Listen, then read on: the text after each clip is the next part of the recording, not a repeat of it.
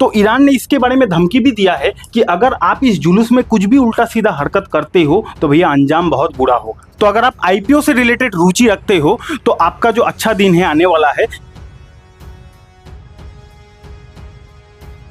तो जी हाँ, एक साथ कई सारा बड़ी बड़ी खबर मार्केट से रिलेटेड सामने आया है और आने वाला ये जो हफ्ता रहेगा ना, आने वाला हफ्ता शेयर मार्केट के लिए बहुत ज्यादा इंपॉर्टेंट हफ्ता होने वाला है। ऐसा क्यों बोल रहा हूँ, इसके पीछे क्या कारण है, उन सारे कारण के बारे में आज की वीडियो में डिटेल में बात करेंगे। साथ ही साथ वार से रिलेटेड क्या अपडेट आया है उसके बारे में बात करेंगे। आईपीओ का महा सीजन शुरू होने वाला है, बड़ा बड़ा कंपनी का आईपीओ आने वाला है।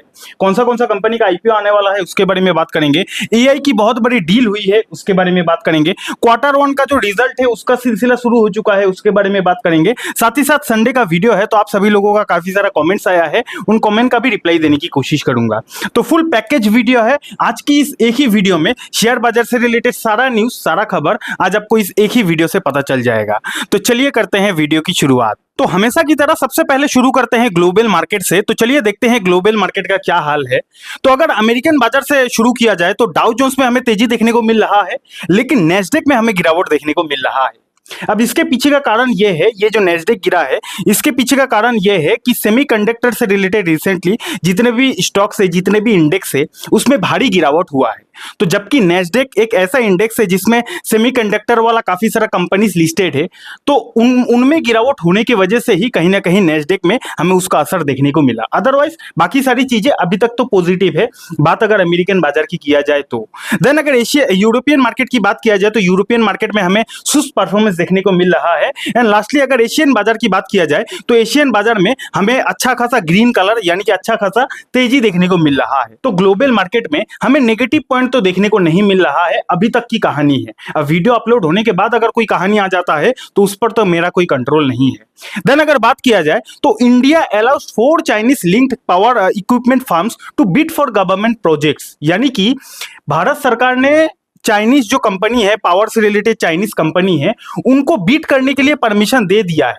यानी कि अब अगर गवर्नमेंट कोई भी पावर से रिलेटेड प्रोजेक्ट डालेगा ना, तो उस पर अब चाइनीज कंपनी भी बीट करने के लिए अपना नाम डाल सकती है। लेकिन कहानी में ट्विस्ट ये है कि कुछ समय पहले ही गवर्नमेंट ने खुद चाइनीज कंपनी को बैन किया था कि कोई भी चाइनीज कंपनी पावर से रिलेटेड बिड में पार्टिसिपेट नहीं कर सकती है। तो जबकि गवर्नमेंट ने खुद बैन किया था, लेकिन फिर से गवर्नमेंट ने उसको अलाउ कर दिया है। India allow 4 Chinese company link power equipment firms to bid for government project. अब ऐसे में क्या हो जाएगा कि गवर्नमेंट अगर पावर से रिलेटेड कोई भी प्रोजेक्ट लाएगा तो उसमें चाइनीज कंपनी भी उस पर बिड लगा सकती है। तो चाइनीज कंपनी अगर बिड लगाएगी तो इस केस में कहीं ना कहीं इंडियन पावर से रिलेटेड जो कंपनी काम करती है उनको दिक्कत आ सकती है। दिक्कत इसीलिए आ सकती है क्योंकि आपको पता होगा कि जो चाइनीज कंपनी होती है ना, चाइनीज कंपनी का एक यूएसपी ये होता है कि ये लोग कोई भी प्रोजेक्ट को काफी ज्यादा सस्ते में निपटा देता है। आपको पता होगा चाइनीज प्रोडक्ट जो होता है कितना ज्यादा सस्ता होता है।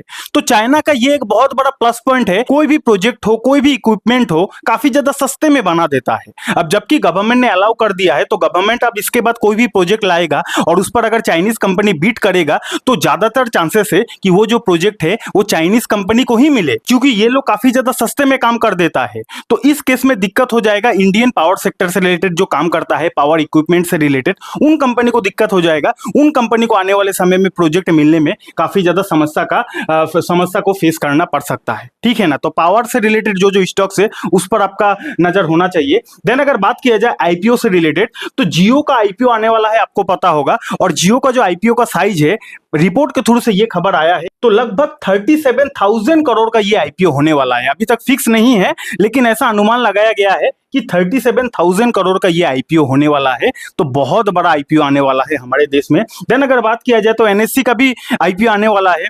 देन अगर बात किया जाए तो पार्ले जी, आपको पता होगा ये जो बिस्किट है आपने खाया होगा, मैंने भी खाया है। तो पार्ले जी कंपनी भी पहली बार मार्केट में लॉन्च होने जा रही है। तो पार्ले जी कंपनी का भी आईपीओ आने वाला है। ठीक है ना। तो अगर आप आईपीओ से रिलेटेड रुचि रखते हो तो आपका जो अच्छा दिन है आने वाला है, क्योंकि आने वाले समय में काफी बड़े बड़े कंपनीज का आईपीओ आने वाला है। और हाँ, यहाँ पे मैं डिस्क्लेमर दूंगा कि किसी भी आईपीओ में अप्लाई करने से पहले अपने तरफ से अध्ययन जरूर कर ले, नहीं तो आपका पैसा डूब सकता है। जरूरी नहीं कि कोई बड़ा आईपीओ है और आप अप्लाई करोगे तो आपको फायदा ही मिलेगा, इसकी गारंटी नहीं होता है। इसलिए आईपीओ में अप्लाई करने से पहले अपने तरफ से अध्ययन रिसर्च जरूर करना चाहिए। देन अगर बात किया जाए HCL tech wins $1.14 billion deal from Fortune global 50 European client. यानी कि आपको पता होगा HCL टेक हमारे देश का एक बहुत बड़ा IT कंपनी है। No buy and sell recommendation only for educational purpose के लिए आपको बता रहा हूं, न्यूज आया है। तो HCL टेक ने 1.14 बिलियन डॉलर का एक डील किया है। किससे रिलेटेड ये डील है? ये डील है भैया AI से रिलेटेड। आपको पता होगा हमारे देश का जो IT कंपनी से कोई भी एक सिंगल कंपनी भी AI में डायरेक्ट काम नहीं करती है।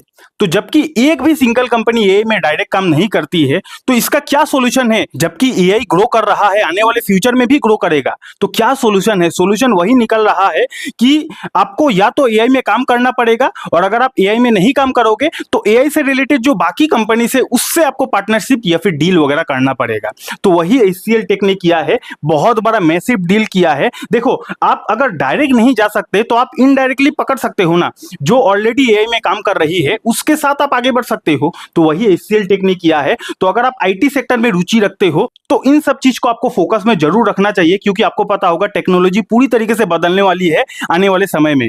तो IT कंपनीज पे अगर आप इन्वेस्टमेंट करते हो तो आपको तुरंत जाके देखना चाहिए, रिसर्च करना चाहिए कि आप जिस IT कंपनी में इन्वेस्टमेंट किए हो वो कंपनी AI से रिलेटेड कोई डील वगैरह कर रही है या फिर नहीं कर रही है, इस पर आपका नजर होना चाहिए। नहीं तो भैया बहुत दिक्कत हो सकता है आने वाले समय में। देन अगर बात किया जाए तो यूएस का एक बहुत इंपॉर्टेंट डेटा आने वाला था, और उस डेटा का नाम है यूएस नॉन फार्म पे रोल का डेटा। बहुत इंपॉर्टेंट डेटा आने वाला था।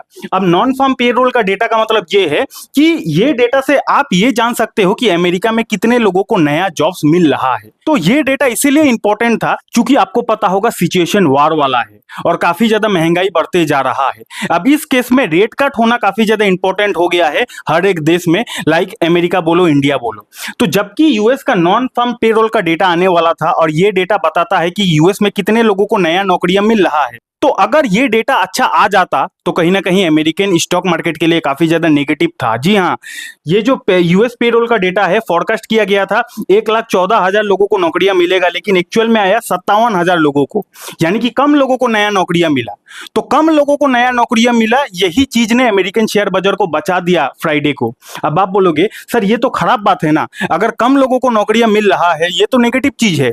तो जी हाँ, ये नेगेटिव चीज है, लेकिन स्टॉक मार्केट के एंगल से देखोगे तो यही पॉजिटिव चीज है। ऐसा मैं इसलिए बोल रहा हूं क्योंकि आपको हमेशा चीजों को बिजनेस के एंगल से देखना है। देखो, अगर ये डेटा काफी ज्यादा अच्छा आ जाता, अगर अमेरिकन लोगों को काफी ज्यादा नौकरियां, नया नया नौकरियां मिलता, तो अगर काफी ज्यादा लोगों को नया नया नौकरियां मिलेगा तो लोगों के हाथ में पैसा आ जाएगा। लोगों के हाथ में पैसा आ जाएगा तो कहीं ना कहीं इकोनॉमी के लिए अच्छा है। अब अगर इकोनॉमी के लिए अच्छा चीज है तो कहीं ना कहीं फेड जो है आने वाले समय में रेट कट नहीं करेगा ना। फेड किस कंडीशन में रेट कट करता है? जब इकोनॉमी डगमगा जाता है, जब लोगों को नौकरियां वगैरह नहीं मिलता है, जब लोगों के हाथ में पैसा नहीं रहता है, तभी फेड रेट कट करने के लिए डिसीजन लेता है। लेकिन अगर लोगों के हाथ में नौकरियां रहेगा, इकोनॉमी अच्छा रहेगा, जीडीपी अच्छा चलेगा, तो फेड कभी भी रेट कट नहीं करेगा। तो इसीलिए मैंने बोला कि ये जो डेटा आया, कितना तारीख को डेटा आया, 2 जुलाई को डेटा आया कि अमेरिका में कम लोगों को नौकरियां मिला। तो जबकि ये डेटा खराब आ गया, तो अब हो सकता है आने वाले समय में जो एफएमसी का मीटिंग है उसमें फेड रेट कट करने के बारे में सोचे, क्योंकि ये डेटा यहाँ पे नेगेटिव आया है और रेट कट हमेशा मार्केट के पॉजिटिव में रहता है, फेवर में रहता है। इसीलिए ये जो डेटा है काफी ज्यादा इंपॉर्टेंट डेटा है, और इसी डेटा के वजह से कहीं ना कहीं फ्राइडे मार्केट को अमेरिकन बाजार गिरते गिरते बच गया। उसके बाद अगर बात किया जाए तो Q1 का जो रिजल्ट है, अलग अलग कंपनीज का रिजल्ट आना ऑलरेडी शुरू हो गया है। तो आपके भी पोर्टफोलियो में जो जो कंपनी है उन कंपनी का जाके चेक कर लो कि Q1 का रिजल्ट कब आने वाला है, और अगर आ गया है तो जाके Q1 का रिजल्ट को चेक करो कि भैया आपका कंपनी का बिजनेस कैसा चल रहा है। इन सब चीजों को आपको चेक करना ही पड़ता है अगर आप शेयर बाजार में काम करते हो, और अगर आपको शेयर बाजार के फील्ड में बड़ा करियर बनाना है तो इतना मेहनत आपको करना ही पड़ेगा। तो जाके चेक कर लेना कि आपका कंपनी का रिजल्ट कब आने वाला है। क्वार्टरली रिजल्ट से रिलेटेड पूरा डिटेल वीडियो चाहिए कि कैसे क्वार्टरली रिजल्ट चेक किया जाता है, कैसे एनालिसिस किया जाता है। ऊपर आई बटन में एक वीडियो का लिंक दे दूंगा, जाके बाद में उस वीडियो को देखकर सीख सकते हो। देन अगर बात किया जाए वार की, तो आपको पता होगा कि काफी समय से मार्केट में एक खबर चल रही थी कि यूएस और ईरान के बीच क्या बातचीत, पीस डील की बातचीत चल भी रही है या फिर नहीं चल रही है। तो इसी चीज को कंफर्म बताते हुए डोनाल्ड ट्रंप ने यह कहा, Trump says Iran has agreed to just about everything in nuclear talks. यानी कि ट्रम्प ने ऐसा कहा है कि ईरान न्यूक्लियर से रिलेटेड समझौता करने के लिए कहीं ना कहीं तैयार होने वाला है। ऐसा जो बयान है डोनाल्ड ट्रंप की तरफ से आया है। अब डोनाल्ड ट्रंप की बातों पर कितना यकीन किया जाए, कितना यकीन ना किया जाए, वो तो आपको भली भांति पता होगा। देन अगर अभी की ताजा खबर बताया जाए तो यहाँ पे आप देख सकते हो, millions expected in Tehran for funeral of Ali Khamenei. यानी कि आपको पता होगा कि ईरान का जो सुप्रीम लीडर है, इस वार का स्टार्टिंग में ही ईरान का जो सुप्रीम लीडर है वो उनका मृत्यु हो गया था। तो उनका मृत्यु के वजह से ही यहाँ पे यानी कि तेहरान में आज का दिन फर्नेल होने वाला है, फर्नेल हो ही रहा है। फर्नेल का मतलब यह है कि अगर किसी भी देश की बहुत बड़ी नेता की मृत्यु हो जाती है तो उसी को रिस्पेक्ट देते हुए एक बहुत बड़ा पकड़ लो कि जुलूस निकाला जाता है। तो वही जो जुलूस है तेहरान में निकला हुआ है, लाखों लोग आए हैं, जुलूस वगैरह निकल गया है। अब यहाँ पे कहानी में ट्विस्ट ये है कि कहीं ना कहीं ईरान को कोई खुफिया खबर मिला है कि ये जो जुलूस वगैरह निकाला गया है खमीनी का मृत्यु से रिलेटेड, तो इस जुलूस में कहीं ना कहीं अमेरिका या फिर इजराइल कोई हमला वगैरह कर सकता है। ऐसा जो खबर है ईरान को मिला है। तो ईरान ने इसके बारे में धमकी भी दिया है कि अगर आप इस जुलूस में कुछ भी उल्टा सीधा हरकत करते हो तो भैया अंजाम बहुत बुरा होगा। बात को समझे ना। ईरान में तेहरान में अभी क्या हुआ है कि ये जो खमीनी जी है, इनका मृत्यु की वजह से वहां पे एक बहुत बड़ा मान लो कि जुलूस वगैरह निकाला गया है। अभी इस जुलूस में ईरान को ये खुफिया खबर मिला है रिपोर्ट के थ्रू से, कोई पक्का खबर नहीं है। हो सकता है अमेरिका या फिर इजराइल इस जुलूस में कोई बहुत बड़ा हमला कर दे। तो इसीलिए ईरान ने साफ साफ कहा है, Iran wants US Israel ahead of Khamenei funeral. यानी कि अगर खमीनी का फर्नेल में आप लोग कुछ भी उल्टा फुल्टा हरकत करते हो तो इसका अंजाम बहुत बुरा होगा। तो ये जो वार्निंग है ईरान ने दिया है। अभी तक यही मार्केट का खबर है, वार से रिलेटेड बस इतना ही खबर है कि फर्नेल वगैरह निकला है और धमका धमकी चल रहा है। बाकी हमला वगैरह की बात किया जाए, अटैक वगैरह की बात किया जाए तो अभी तक तो वैसा कोई नेगेटिव खबर नहीं है। अब हो सकता है वीडियो अपलोड होने के बाद कोई खबर आ जाए, लेकिन अभी तक तो ऐसा कोई खबर नहीं आया है। क्रूड ऑयल की बात किया जाए तो क्रूड ऑयल 72 का लगभग अभी दिखा रहा है। गोल्ड की बात किया जाए तो गोल्ड में हमें लगातार गिरावट देखने को मिल रहा है। बिटकॉइन की बात किया जाए तो बिटकॉइन में भी कमबैक हमें देखने को नहीं मिल रहा है। काफी सारे लोगों ने बिटकॉइन में भी इन्वेस्टमेंट करके रखा है, तो बिटकॉइन में भी हमें कमबैक नहीं देखने को मिल रहा है। डॉलर टू आईएनआर बात किया जाए तो एक बार फिर से कहीं ना कहीं डॉलर मजबूत होते जा रहा है हमारे रुपीस के अगेंस्ट में। एंड लास्टली अगर एफएसडीएस की एक्टिविटी की बात किया जाए तो लास्ट डे फ्राइडे को कहीं ना कहीं एफएस ने छोटा सा ही सही लेकिन माल को खरीदा है। तो कुल मिलाकर अगर वीडियो के कंक्लूजन की बात किया जाए तो अभी तक तो वैसा कुछ वार से रिलेटेड कोई नेगेटिव खबर नहीं है। तो अगर नेगेटिव खबर ना है वही हमारे लिए पॉजिटिव खबर है। देन अगर आईपीओ मार्केट की बात किया जाए तो काफी बड़ा बड़ा कंपनी का आईपीओ आने वाला है। तो आईपीओ में रुचि रखते हो तो यहाँ पे आपका ध्यान होना चाहिए। देन अगर बात किया जाए एआई की, तो अगर आप आईटी सेक्टर में इन्वेस्टमेंट करते हो या फिर आईटी कंपनी आपके पोर्टफोलियो में है तो तुरंत आपको ये जाके रिसर्च करना चाहिए कि आपका कंपनी एआई से रिलेटेड इनडायरेक्टली कोशिश कर रही है कि नहीं एआई में इन्वॉल्व होने का। ये चीज आपको देखना है, क्योंकि काफी सारा कंपनी एआई में डायरेक्ट तो नहीं काम कर रही लेकिन इनडायरेक्टली कोशिश कर रही है कि एआई से रिलेटेड कैसे बिजनेस को बढ़ाया जाए। तो अगर आप आईटी कंपनी में रुचि रखते हो तो ये चीज आपका फोकस में होना चाहिए। तो आज का वीडियो यहीं तक था। अब चलिए आप लोगों का कुछ कमेंट्स है, उन कमेंट का भी रिप्लाई दे देता हूं। सबसे पहला सवाल आरिफ जी की तरफ से आया है, बंगाली बाबू ट्रेडिंग में पैसा ज्यादा मिलेगा कि इन्वेस्टिंग में ज्यादा मिलेगा, जवाब दो बाबू। तो आरिफ जी बताना चाहूंगा सबसे पहले कि मैं बंगाली नहीं हूँ। हाँ ये बात अलग है कि लोग मेरे को पता नहीं क्यों बंगाली ही समझ लेता है, अदरवाइज मैं बंगाली नहीं हूँ, लेकिन मेरे को बंगाली आता जरूर है। अब आपका अगर सवाल का आंसर दिया जाए तो ट्रेडिंग में ज़्यादा पैसा है या फिर इन्वेस्टिंग में ज़्यादा पैसा है, तो बात अगर इन्वेस्टिंग की हो और लॉन्ग टर्म इन्वेस्टिंग की हो तो ऑलवेज लॉन्ग टर्म इन्वेस्टिंग में काफ़ी ज़्यादा पैसा है, क्योंकि इन्वेस्टिंग में कंपाउंडिंग इंटरेस्ट मिलता है। तो कंपाउंडिंग जो है दुनिया का 8वां अजूबा है, तो कंपाउंडिंग को कभी भी ट्रेडिंग बीट नहीं कर सकता है। लेकिन हाँ ऐसा भी बात नहीं है कि ट्रेडिंग में अगर पैसा कम है तो ट्रेडिंग खराब हो गया। लोग ट्रेडिंग से भी पैसा छापते हैं, लोग इन्वेस्टिंग से भी पैसा छापते हैं, लेकिन इन्वेस्टिंग में कंपाउंडिंग रिटर्न की वजह से ट्रेडिंग कभी भी इन्वेस्टिंग को बीट नहीं कर सकता है। समझ गए ना। अगला सवाल आया है वीरू सिंह जी की तरफ से, क्या हम कभी भी कोई भी ट्रेडिंग कर सकते हैं? तो जी हाँ वीरू जी, आप कभी भी कोई भी ट्रेडिंग कर सकते हो, लेकिन आपको हमेशा एक बात ध्यान रखना है कि स्टार्टिंग डेज में आपको वैसा ही ट्रेडिंग से शुरुआत करनी चाहिए जो ट्रेडिंग में रिस्क कम हो, यानी कि पैसा डूबने का डर कम हो। अदरवाइज आप कभी भी कोई भी ट्रेडिंग को कर सकते हो। अगला सवाल राम बाबू जी की तरफ से आया है, भाई आपने क्रिप्टो मार्केट के बारे में तो बताया, पर यह नहीं बताया कि क्रिप्टो को, विन को, इथेरियम को डिलीवरी में होल्ड कर सकते हैं या सिर्फ ट्रेडिंग कर सकते हैं? इनको लंबे समय के लिए डिलीवरी में जैसे स्टॉक रखते हैं इस तरह रख सकते हैं या फिर नहीं? राम बाबू जी वेरी गुड क्वेश्चन। तो इन सबको यानी कि जैसे कि हम लोग डिलीवरी की बात करते हैं, तो क्रिप्टो में भी आप इसको लॉन्ग टर्म इन्वेस्टिंग के लिए एज ए रख सकते हो। लेकिन यहाँ पे प्रॉब्लम ये है कि हमारे देश में अभी तक तो ये रूल है कि क्रिप्टो मार्केट में अगर आप इन्वेस्टिंग करते हो यानी कि डिलीवरी अगर करते हो, तो यहाँ पे आपको 30% का भैया टैक्स देना पड़ेगा, चाहे प्रॉफिट हो चाहे लॉस हो। तो अगर आप क्रिप्टो में इन्वेस्टिंग करते हो तो भैया 30% का फ्लैट टैक्स देना पड़ता है। और इसी रीजन के वजह से मोटा मोटी 95% लोग क्रिप्टो में इन्वेस्टिंग नहीं करता है, 95% लोग क्रिप्टो में ट्रेडिंग करना प्रेफर करता है। समझ गए ना? तो जी हाँ, आप इन्वेस्टिंग कर सकते हो, लेकिन 30% का टैक्स पहले सरकार को दे दीजिएगा। अगला सवाल चतुर्गुण जी की तरफ से आया है, सर मैं मजदूरी करता हूँ, म्यूचुअल फंड के बारे में नहीं पता, आप मुझे लंबे समय के लिए बेस्ट 3 म्यूचुअल फंड के बारे में बताइए, हाई रिस्क, मीडियम रिस्क और लो रिस्क वाला। तो आपको बताना चाहूंगा, देखिए हम लोग किसी म्यूचुअल फंड का नाम वगैरह तो नहीं बता सकते हैं, लेकिन मैं आपको आइडिया दे सकता हूं। अगर आपको हाई रिस्क वाला एक म्यूचुअल फंड चाहिए तो small cap mutual fund best हो सकता है, क्योंकि ये यहाँ पे हाई रिस्क जरूर है लेकिन हाई ग्रोथ का भी पोटेंशियल है।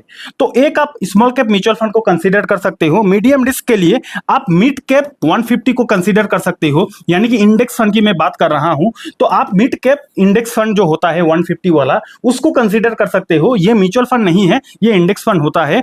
और अगर लो रिस्क की बात किया जाए तो यहाँ पे मैं फ्लेक्सी कैप मेरे को काफी अच्छा लगता है, क्योंकि फ्लेक्सी कैप नाम में ही इसका फ्लेक्सिबिलिटी है। तो फ्लेक्सी कैप लो रिस्क वाला म्यूचुअल फंड आप चुन सकते हो। तो इन तीनों का अगर आप कॉम्बिनेशन बनाकर इन्वेस्टिंग करते हो तो कहीं ना कहीं लॉन्ग टर्म के लिए अच्छा हो सकता है। बाकी इन्वेस्टिंग करने से पहले अपने फाइनेंशियल एडवाइजर से सलाह जरूर लेना चाहिए। अगर आपने अभी तक हमारे फ्री ट्रेडिंग कोर्स को ज्वाइन नहीं किया है तो भैया वेट क्या कर रहे हो, यहाँ पे क्लिक करके जाकर फ्री ट्रेडिंग कोर्स को ज्वाइन कर सकते हो। और हाँ, अगर आपका भी कोई सवाल है नीचे कमेंट कर देना, अगला वीडियो में आपका आंसर देने की कोशिश करूंगा। डीमेट अकाउंट नहीं है, डीमेट अकाउंट का लिंक आपको हमारे वीडियो के डिस्क्रिप्शन पर मिल जाएगा। वीडियो को लाइक एंड कमेंट भी कर दीजिएगा। बहुत बहुत धन्यवाद।